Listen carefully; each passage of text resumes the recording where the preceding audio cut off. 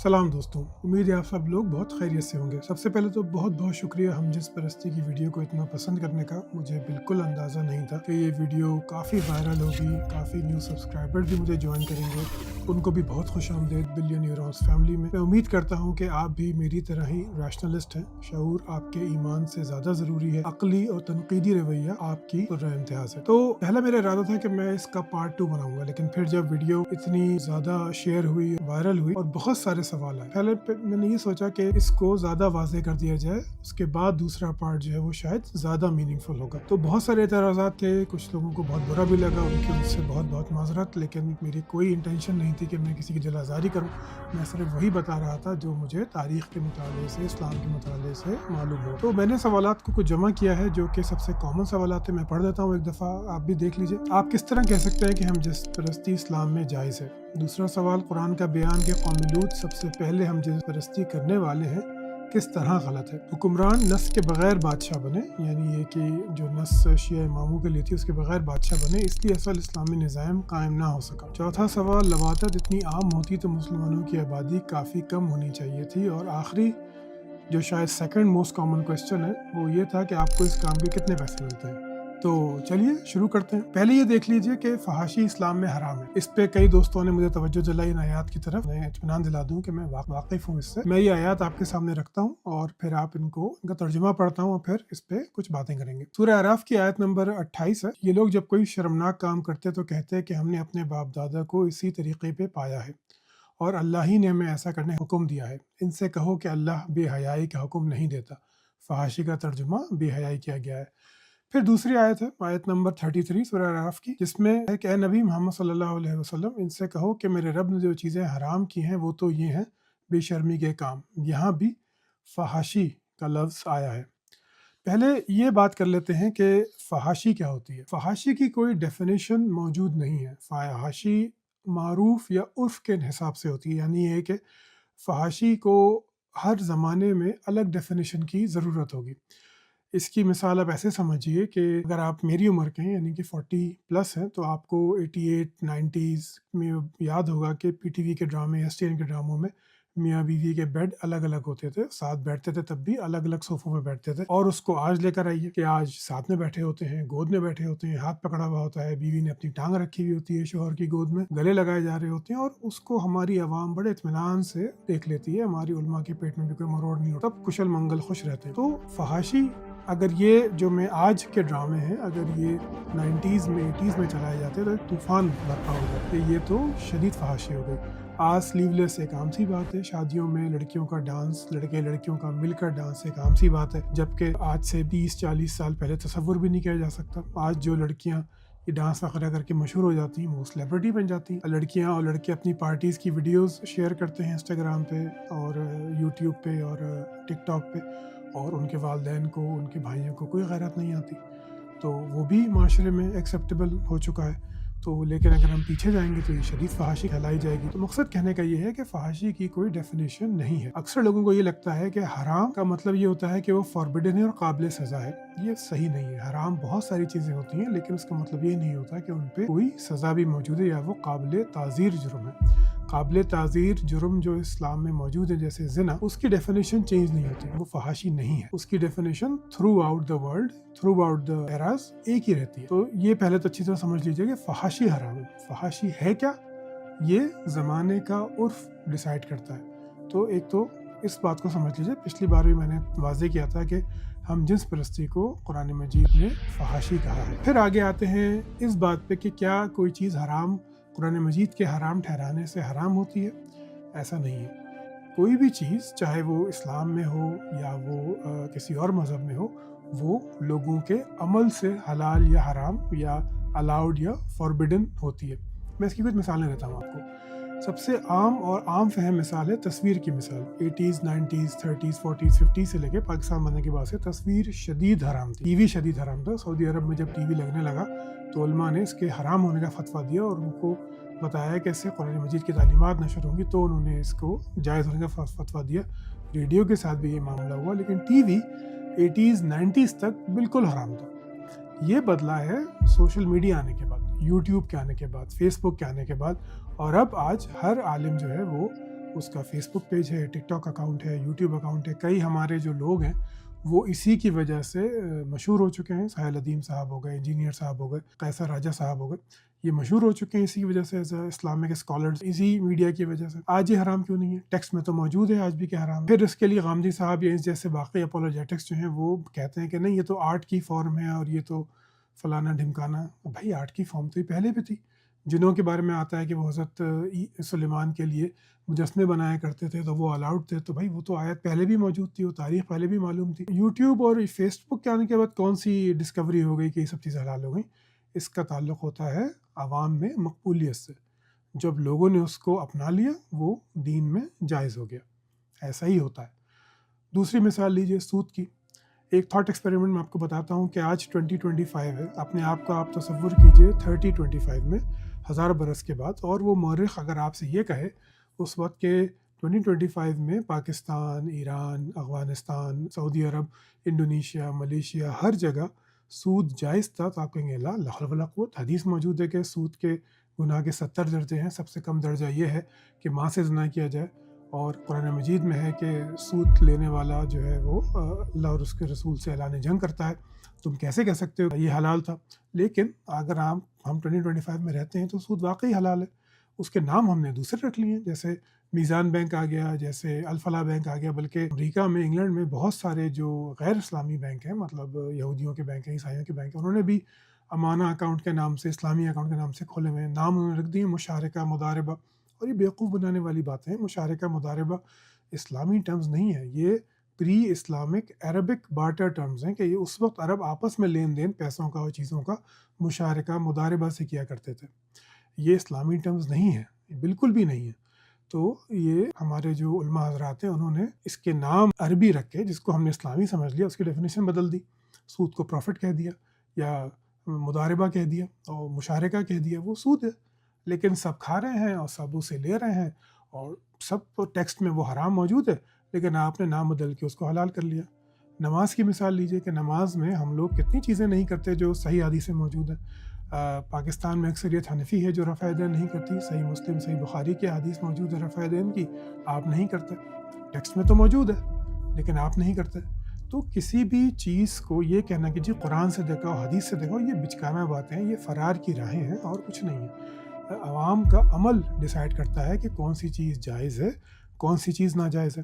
آخری میں آپ کو ایک مثال دیتا ہوں. یہ آیات دیکھیے, یہ سورہ نور کی آیت نمبر 31 ہے, سورہ احزاب کی آیت نمبر 59 ہے.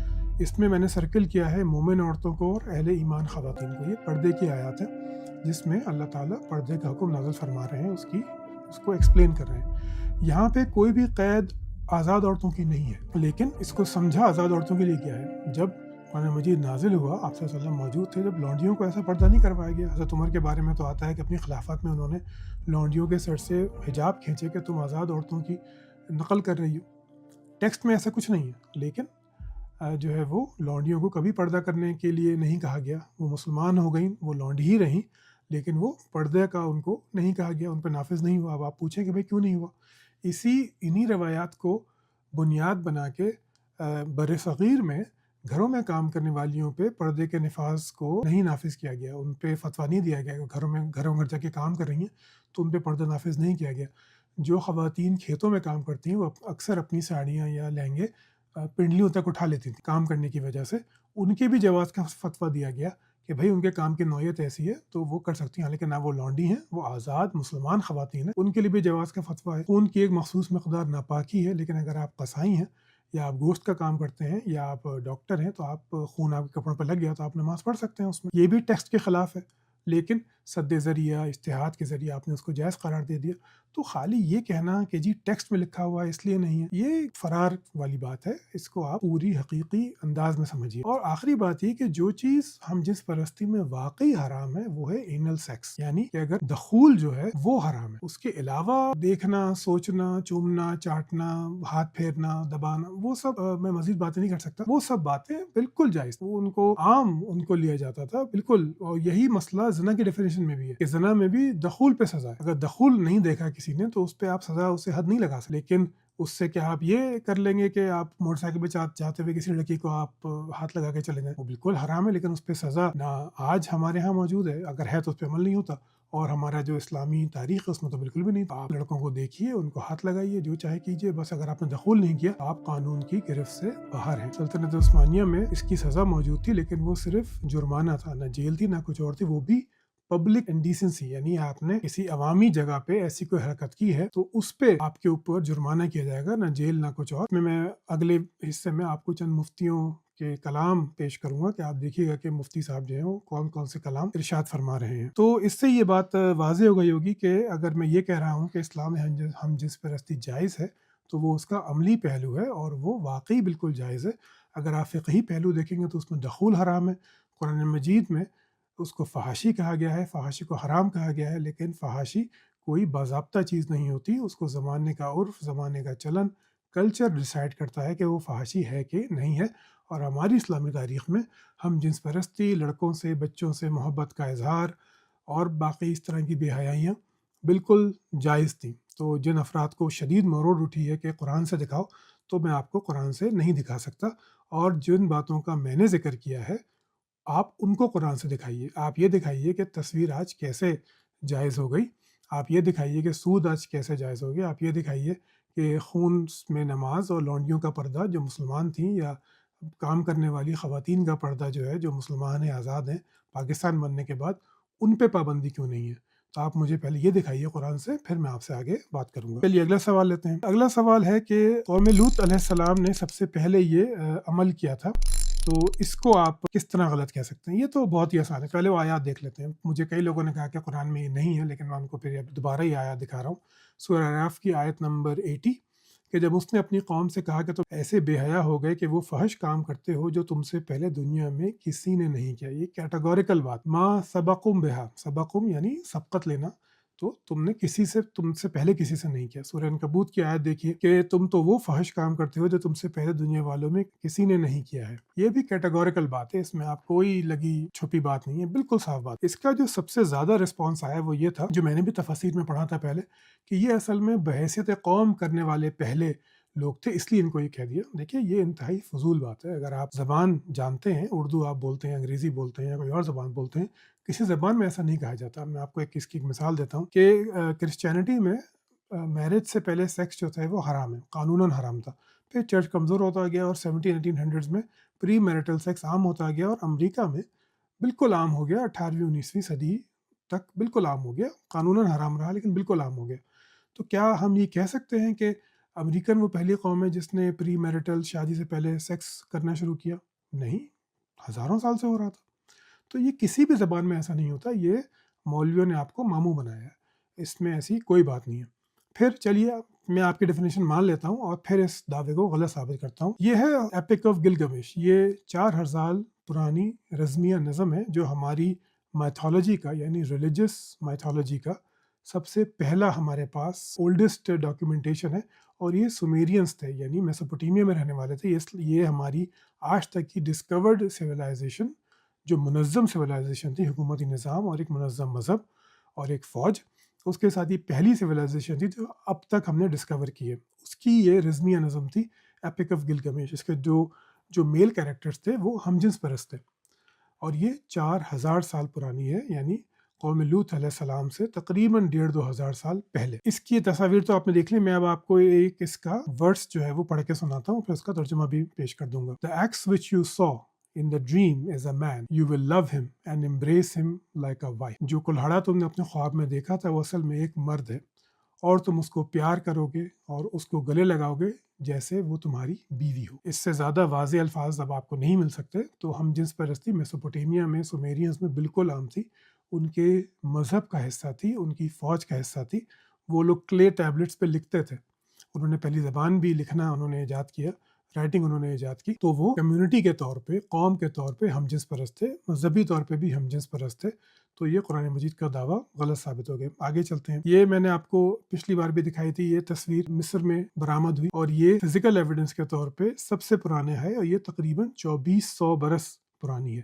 اچھا, آرکیولوجی میں ہمیشہ ٹائمنگز ہوتی ہیں, یعنی یہ جو میں نے آپ کو بتایا ایپک آف گلگمیش, یہ 350 یا 3300 سے 4000 برس پرانی قبل مسیح. یہ یاد رہیے, آج سے نہیں, یہ قبل مسیح جو ہے وہ 4000 برس پرانی, اور یہ جو ہے یہ 2400 برس پرانی قبل مسیح اندازاً. اور یہ بالکل فرسٹ ڈاکومنٹڈ پروف ہے کہ ہم جنس پرستی جو تھی وہ مصر میں کتنی عام تھی۔ کچھ لوگ اس کو اس طرح بھی پیش کرتے ہیں کہ جی ایپک آف گلگمیش ہم ٹریس نہیں کر پاتے اس لیے ہم اس کو نہیں لیں گے، ہم اس کو لیں گے۔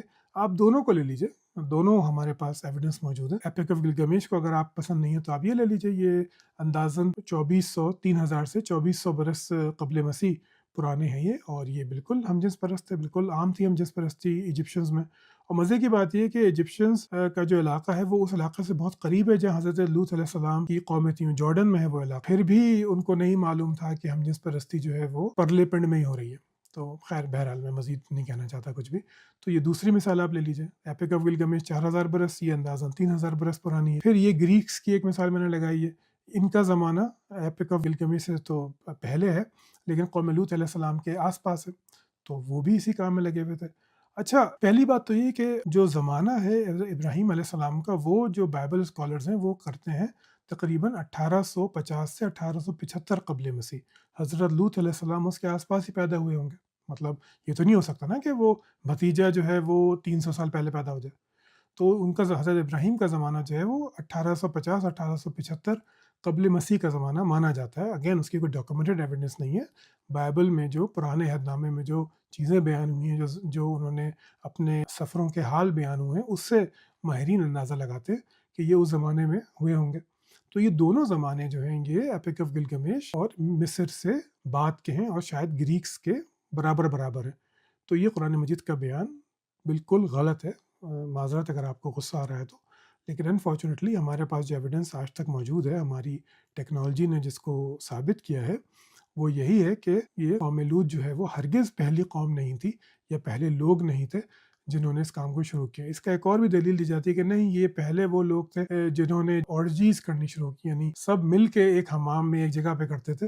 یہ بات بھی غلط ہے، یہ بھی ہمیں دونوں جگہ یہ چیزیں ملتی ہیں۔ تو آپ کہیں بھی جائیں گے آپ کو جائے پناہ نہیں ملے گی، جہاں تک میرا علم پہنچا ہے۔ مزید تحقیق اگر کوئی کرنا چاہے تو کرے، میری غلطی واضح کیجیے، میں انشاء اللہ ماننے میں دیر نہیں کروں گا۔ اچھا، اب آگے چلتے ہیں کہ کیا بائبل کا بیان درست ہے آرکیالوجی کے حساب سے؟ نہیں، ایسا نہیں ہے۔ پہلے پڑھتے ہیں کہ بائبل کیا کہتی ہے سدوم اور گمورہ کے بارے میں۔ یہ میں نے 2 آیات لگائی ہیں پرانے عہد نامے سے، یہ تقریباً 5 سے زیادہ ہیں۔ پہلا ہے پیدائش یعنی جینیسس، تب خداوند نے آسمان سے گندک اور آگ برسا کر سدوم اور عمورہ اور اس کے ارد گرد کے خطے پہ نازل کی۔ دوسرا ہے استثنا یعنی جوٹرانومی، اور اس تمام زمین کو گندک اور نمک سے جلا ڈالا، وہاں کچھ بویا نہیں جاتا، نہ کچھ اگتا ہے اور نہ ہی وہاں کوئی گھاس اگتی ہے، بالکل اس الٹی ہوئی زمین کی مانند ہے جو خداوند نے اپنے قہر اور غضب میں سدوم، عمورہ، ادمہ اور زبوئیم کو الٹ دیا۔ یہ باقی 2 بستیاں تھیں۔ تو اب دیکھتے ہیں قرآن مجید کا بیان۔ قرآن مجید کا بیان ہے سورہ ہود میں، جس میں وہ کہتا ہے کہ جب ہمارا حکم آ پہنچا، ہم نے اس بستی کو الٹ دیا اور اس پر پکی ہوئی مٹی کے پتھر برسائے۔ سورہ حجر، ہم نے اس بستی کو الٹ دیا اور اس پہ پکے ہوئے پتھر برسائے۔ سورہ شعراء، پھر ہم نے ان پر پتھروں کی بارش برسائی۔ اور یہ جو اب آپ دیکھ رہے ہیں، یہ ہے ببلیکل سائٹ سدوم اور گمورہ کی، جو ماہرین بتاتے ہیں یہ جارڈن میں ہے۔ پہلی ہے تل الحمام، دوسری ہے باد درہ اور تیسری ہے نمیرہ۔ یہ 3 جگہوں پہ بتایا جاتا ہے کہ یہاں پہ سدوم اور گمورہ کی بستیاں رہی ہوں گی۔ کیوں بتایا جاتا ہے؟ کیونکہ تینوں جگہوں پہ ایک خاص بات، پہلے تو یہ کہ ان کا زمانہ جو ہے وہ بائبل سے میل نہیں کھاتا۔ ان کا زمانہ اندازاً 2000 سے 2300 برس قبل مسیح ہے، تو یہ سدوم اور گمورہ سے جو بائبل کا بیان ہے اس سے پرانی ہے۔ لیکن ان کو ابھی بھی بائبل اسکالرز کھینچ تان کے اس کو سدوم اور گمورہ بتاتے ہیں۔ اس کی وجہ یہ ہے کہ یہاں پہ معلوم ایسا ہوا کہ یہ بستیاں آنن فانن تباہ ہو گئیں کسی ایئر برسٹ کی وجہ سے، یعنی کہ کوئی شدید اندرونی زمین سے ہوا کا دھماکہ ہوا جس میں آگ لگ گئی اور وہ جل گئے۔ تو یہاں پہ جو پتھر ہیں اس پہ ایسی شواہد ملے ہیں کہ یہاں پہ بہت بڑی آگ لگی ہوئی ہے، تو اس سے وہ اس کو بائبل سے جوڑ دیتے ہیں کہ خدا نے آسمان سے آگ گندھک اور برسائی جو آگ پکڑتی ہے اور ان سب کو جلا ڈالا۔ قرآن کا بیان سے بالکل الگ ہے کہ ان پہ پتھر برسائے، پکی ہوئی مٹی کے، یعنی سخت مٹی کے، جیسے کمہار جو بناتے ہیں برتن جس مٹی سے، ویسے سخت پتھر برسائے اور ان کو الٹ دیا۔ اس میں آگ کا ذکر نہیں ہے، لیکن اگر ہم آرکیولوجیکلی جائیں تو قرآن مجید کا یہ بیان بھی درست نہیں لگتا۔ یہ کچھ تصویریں تل الحمام کی، آپ دیکھ سکتے ہیں کہ یہ پرانی بستیاں ہیں۔ یہ ہے باد درہ، یہ بھی ایک اور بستی ہے جس کو بتایا گیا ہے کہ یہ بائبل کے حساب سے یہ سدوم و گمورہ کی بستیاں ہیں، یہ آنن فانن تباہ ہوئیں اور آگ لگنے سے تباہ ہوئی۔ یہ نمیرہ کی بستی ہے، یہ بھی جو ہے وہ آگ لگنے سے ایک دم سے تباہ ہوئی ہے کہ کوئی ایئر برسٹ ہوا ہے، زمین کے اندر हवा का दबाव कुछ बड़ा है ज़्यादा और वो फटी है, और उसमें गंधक की मौजूदगी में ज़मीन में गंधक मौजूद थी जिसने आग पकड़ी है और आनन फानन ये बस्ती जल के राख हो गई। तो ये जो कुरान मजीद के 2 बयानात हैं, एक ये कि उन पे पटकी हुई मिट्टी के पत्थर बरसाए जो दुरुस्त मालूम नहीं होता, और दूसरा ये कि वो सबसे पहले ये अमल करने वाले थे, ये वो तो बिल्कुल भी दुरुस्त नहीं है। बाइबल का बयान भी दुरुस्त नहीं, क्योंकि बाइबल भी आपको ये बता रही है कि यहाँ पे 1875 क़ब्ल मसीह में ये बस्तियाँ मौजूद थीं, जबकि ये गलत है। ये बस्तियाँ जो 3 हैं, ये 2000 से 2300 क़ब्ल मसीह में मौजूद थी और उस वक्त तबाह हुई। सच क्या है ये तो हम नहीं जानते, लेकिन कम से कम ये जानते हैं कि ना बाइबल का बयान दुरुस्त है और ना ही कुरान मजीद का बयान दुरुस्त है। अब आगे एक और सवाल है कि हुक्मरान नस के मुताबिक नहीं थे इसलिए खिलाफत कायम नहीं हुई।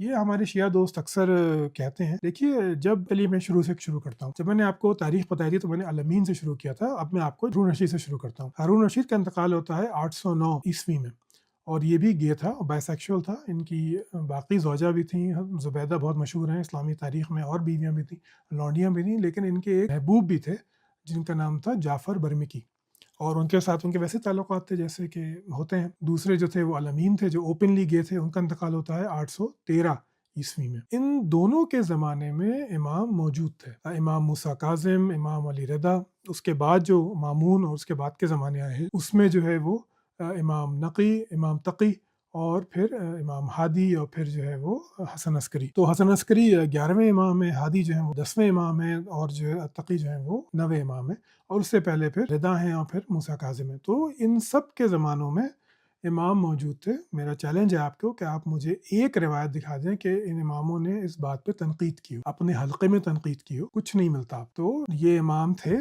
जिस वक्त ये खुलेआम अब्बासी अहद में सब कुछ हो रहा था, और इमाम बहुत आराम से बैठे हुए थे, महल में आ जा रहे थे, रिश्तेदारियाँ कायम कर रहे थे, वज़ाइफ ले रहे थे।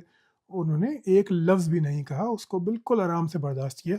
आपको बुरा लगे तो लगे, माज़रत मेरी तरफ से, लेकिन हकीकत बहरहाल यही है कि इमामों ने इसको देखा, उस ज़माने में मौजूद थे, और उन्होंने कुछ भी नहीं किया और इस लानत को मुसलमानों में बढ़ने दिया। क्यों बढ़ने दिया, ये अगली वीडियो का मौजू है। फिर सवाल था कि अगर लवातत इतनी आम होती तो मुसलमानों की आबादी काफ़ी कम होनी चाहिए थी। ये अच्छा सवाल है, पढ़े लिखे साहब हैं जिन्होंने किया। देखिए, जो हमारे यहाँ जो आज गे होते हैं उनकी आइडेंटिटी होमोसेक्सुअल्स होती है, यानी कि, लेकिन जो पहले के लोग थे वो ऐसे नहीं थे, वो बायसेक्सुअल होते थे। अगर मैं आपको इस्लाम से बाहर मिसाल दूँ तो सिकंदर की बड़ी मशहूर मिसाल है कि वो बायसेक्सुअल था ओपनली। तो ये सारे जो मुसलमान जिनकी मैंने आपसे ज़िक्र किए, ये सारे बायसेक्सुअल थे। ये औरतों के पास भी जाते थे और मर्दों के साथ भी जाते थे, बल्कि हमारे सूफिया तो ये कहते थे कि इश्क तो होता ही मर्द से है और ऐसे तो खाली बच्चे पैदा किए जाते हैं। खैर, वो दूसरा मौजू है। तो इस वजह से ये दलील आज तो दुरुस्त है कि इन मुल्कों में, मगरबी मुल्कों में आबादी कम हो रही है क्योंकि गे जो हैं वो बच्चे पैदा नहीं करते। अब उनको भी इनकरेज किया जा रहा है, खैर, कि वो IVF वगैरह से बच्चे पैदा करें, लेकिन वो आम तौर पे बच्चे पैदा नहीं करते। लेकिन मुसलमानों में, हिंदुओं में, रोमन्स में बच्चे बहुत पैदा होते थे, जबकि वो ओपनली गे थे। ग्रीक्स ओपनली गे थे, लेकिन बहुत बच्चे पैदा होते थे क्योंकि वो बायसेक्सुअल थे। ख़वातीन को इस्तेमाल करते थे वो बच्चे पैदा करने के लिए, और इश्क, माशूक़ी और बाक़ी इसमें रूहानियत भी थी। बहरहाल इस लवातत के अमल में रूहानियत भी थी, मैं आपको अगली वीडियो में बताऊँगा किस तरह थी। तो उसमें वो फिर मर्दों के साथ इख्तिलात करते थे। इस वजह से आपका एतराज़ दुरुस्त है, लेकिन तारीख़ के तनाज़ुर में देखा जाए तो फिर इसकी वजूहात हमारे सामने आ जाती हैं कि आबादी मुसलमानों की क्यों कम नहीं हुई। अब ये आखिरी सवाल है कि आपको इस काम के कितने पैसे मिलते हैं? अच्छा, ये सवाल मुझसे बहुत किया जाता है। जब से मैंने चैनल शुरू किया, ये सबसे कॉमन सवाल मुझसे किया जाता है। ये हमारे उलमा ने और ज़ाकिरीन ने हमको मामू बनाया हुआ है। हमको ये बताया हुआ है कि भई पूरी कौमें तुमसे डरती हैं, और इसमें अल्लामा इक़बाल जैसे शायरों ने भी हमें बेवकूफ़ बनाया है कि ख़ास तरकीब में कौम रसूल हाशमी। बिल्कुल बकवास बात, बिल्कुल बकवास बात है। आपको मैं, चलिए ज़्यादा नहीं बोलता, ये आप देख सकते हैं स्क्रीन पे मैंने 2 चीज़ें लगाई हैं। एक तो आप ये देखिए कि पाकिस्तान का हाल क्या है, कि पाकिस्तान में 20% 21% आबादी खुराक की कमी का शिकार है। हमारे 6% बच्चे 5 बरस से पहले मर जाते हैं। 10% बच्चे वेस्टेड होते हैं, यानी ये कि उनके मसल्स ग्रो नहीं करते, उनका दिमाग ग्रो नहीं करता, जितना IQ उनका होना चाहिए ऐसा नहीं होता। हम अहमक लोग पैदा करते हैं।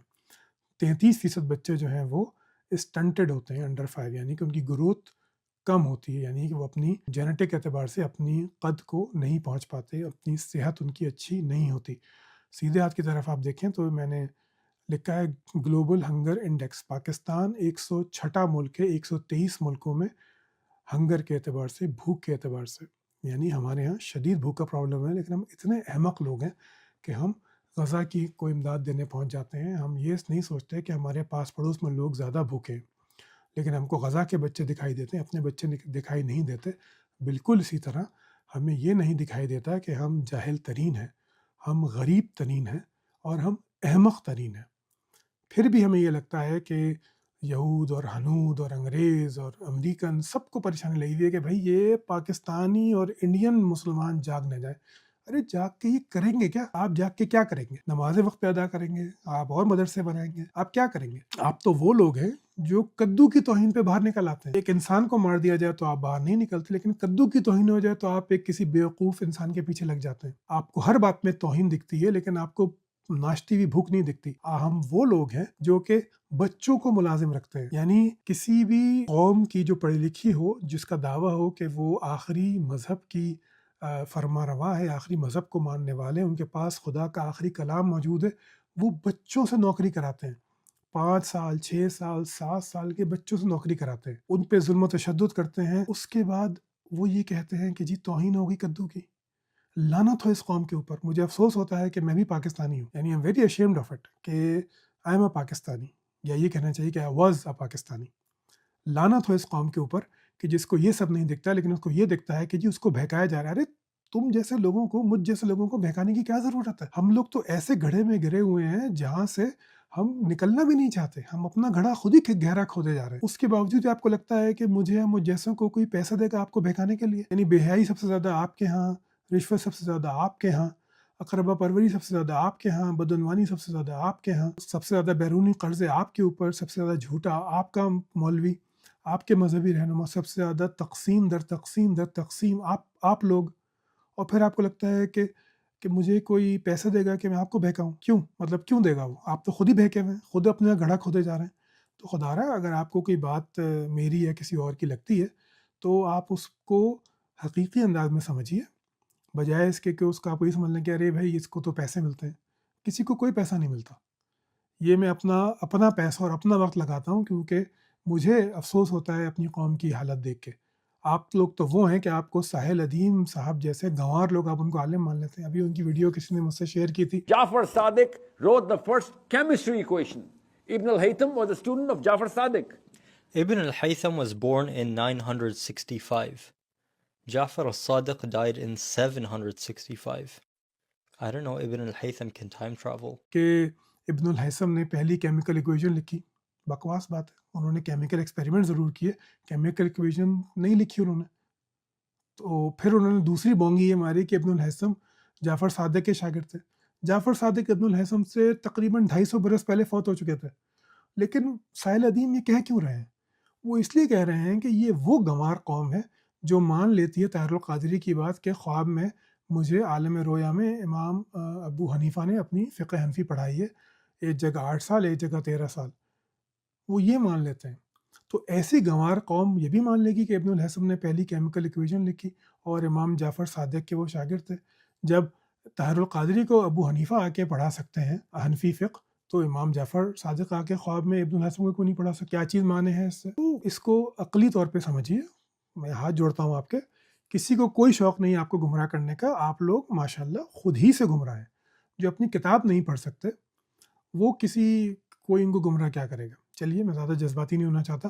بہت بہت شکریہ ویڈیو سننے کا، اور پھر اگلے ہفتے میں حاضر ہوتا ہوں اگلے پارٹ کے ساتھ جو آپ کے 14 طبق روشن کر دے گا. اللہ حافظ.